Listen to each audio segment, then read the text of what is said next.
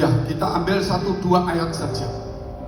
Apa dimensi 5? Dimensi 5 tidak ada ruang, tidak ada waktu, saudara. Tidak terbatas tempat. Itu saya buat tulisan ini 20 tahun lampau. Sehingga saya mengatakan sudah bukan waktunya kita terlalu banyak punya toko. Karena saya juga punya usaha toko, butik dan sebagainya. Dan akhirnya mengalami tutup dan sebagainya. Dan disitulah kita, saudara, sudah tidak lagi bicara satu tempat. Tapi kita tidak tergantung tempat. Dan kemudian saya berbicara kepada banyak orang. Kita harus menggunakan media. Itu yang lampau. Media. Tidak perlu toko, tidak perlu tempat, saudara. Itulah kita bicara dimensi kelima.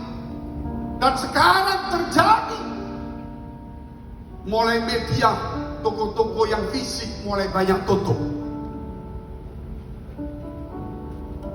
Apa yang kita mau perbuat?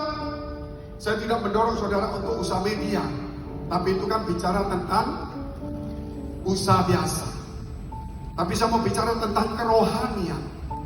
Walaupun saudara mau usaha di media yang bagus, itu kan cuma contoh saja.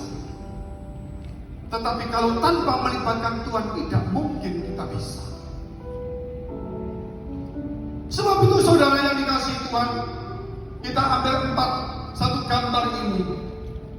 Inilah dimensi Tuhan, atau 5 dimensi. Seperti satu figura. Tidak boleh keluar dari figura.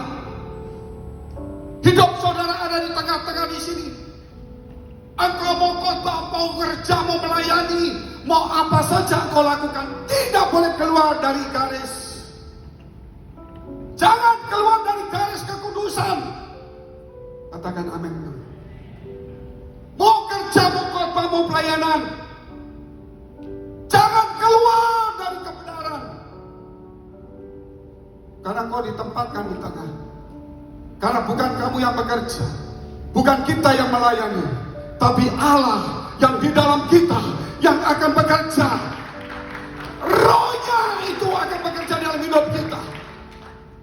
Kita tidak mampu mengubah semuanya, tapi Allah akan bekerja berlipat-lipat dari kemampuan pikiran kita.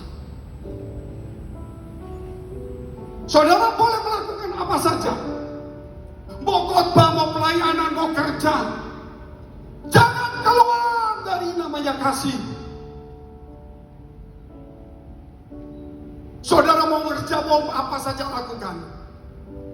Jangan keluar dari manusia roh. Karena kita sudah ditebus. Bukan manusia dunia. Kita sudah pindahkan sebagai anak-anak Allah. Dimensi kita walaupun tempat sama, dimensi kita berbeda. Orang banyak pakai pikiran, kita juga pakai pikiran. Orang menipu, kita tidak menipu. Tetapi saudara, karena Allah ada dalam hidup kita, sia-sialah kamu membangun kota atau mengawal kota, membangun rumah, jikalau bukan Tuhan yang membangun dan mengawalnya. Hai anak muda hari ini, mulailah masuk di dalam kekuatan Allah, bukan dengan kekuatan kita yang terbatas. Engkau boleh berusaha dengan kekuatanmu hanya untuk melangkah berapa meter, tapi kau tidak bisa mengubah nasibmu. Hanya Allah yang bisa mengubah nasib. Engkau boleh berlari sekuat tenaga, tapi yang menentukan hidupmu bukan kekuatan larimu, tapi Tuhan yang memberikan nafas itu. Sebab itu saudara, kita harus sadar akan hal ini. Sebab itu saudara mau lakukan apa saja, ingat kita punya hati nurani. Jangan melawan hati nuranimu, karena disitulah ada Tuhan yang hidup. Sia-sialah kamu bangun pagi-pagi dan kerja larut malam, karena Tuhan memberkati kepada orang yang dicintainya pada waktu tidur. Bukan berarti saudara Kalau gitu aku tidak kerja, bukan. Kita berusaha. Kita tidak boleh menyerah kepada keadaan. Kita tidak boleh putus asa. Tapi kita tetap harus menyerah kepada Tuhan. Amin. Jangan menyerah kepada keadaan. Tetaplah berusaha. Walaupun kamu tidak mampu, tetaplah berdiri. Walaupun kau goyah, tetapi berserahlah kepada Tuhan Allah. Karena masa depan ada di tangannya. Saudara dikasihi Tuhan, kita lihat satu firman Allah. Yohanes 8 ayat 32.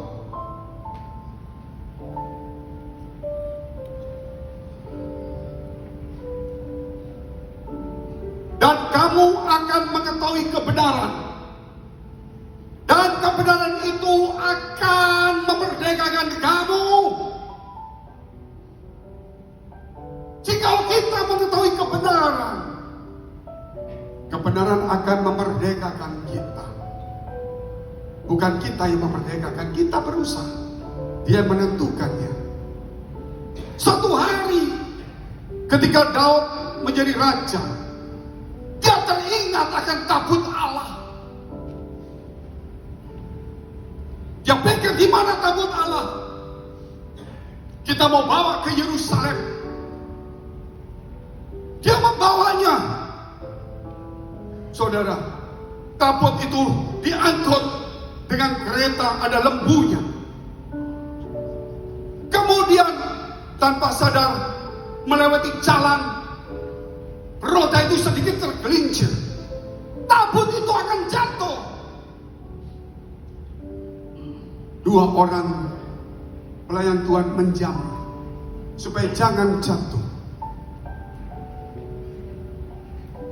Dua itu mengalami celaka. Daud marah. Mengapa aku berbuat baik kepada Tuhan? Tuhan kok marah? Seakan-akan Tuhan berkata, bukan kamu yang menolong aku, tapi akulah yang menolong kamu. Jangan di dalam pelayanan sekali-sekali berpikir, aku mau menolong Tuhan. Kalau kita boleh melayani sampai kita berkorban, karena Allah lah yang menolong kita. Amin. Jangan pernah berpikir yang salah menurut kita. Dia marah. Kalau begitu aku tidak mau bawa tabut. Salah sedikit mati.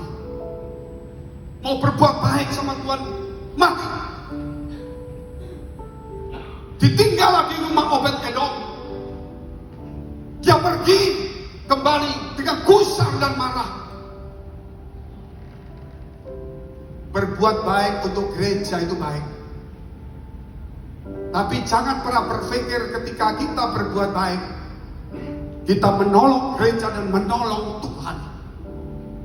Justru ketika kita memberi hidup kita dan sebagainya, kita ditolong oleh Tuhan. Kalau gitu kita tidak bisa memberi. Kalau saudara berkata, oh aku tidak mau pelayanan kok, aku mau jadi pendeta, itu kan hakku. Saudara ingat, untuk saudara bisa jadi pelayan Tuhan, untuk melayani sungguh-sungguh, walaupun saudara berkorban, engkau dan saya bukan menolong Tuhan. Tuhan menolong kamu dan saya, supaya kita bisa mengalahkan ego kita, mengalahkan aku kita. Itu satu kebenaran. Daud pulang dengan gusar. Kemudian dia mendengar beberapa bulan kemudian apa yang dikerjakan Obed-Edom berhasil.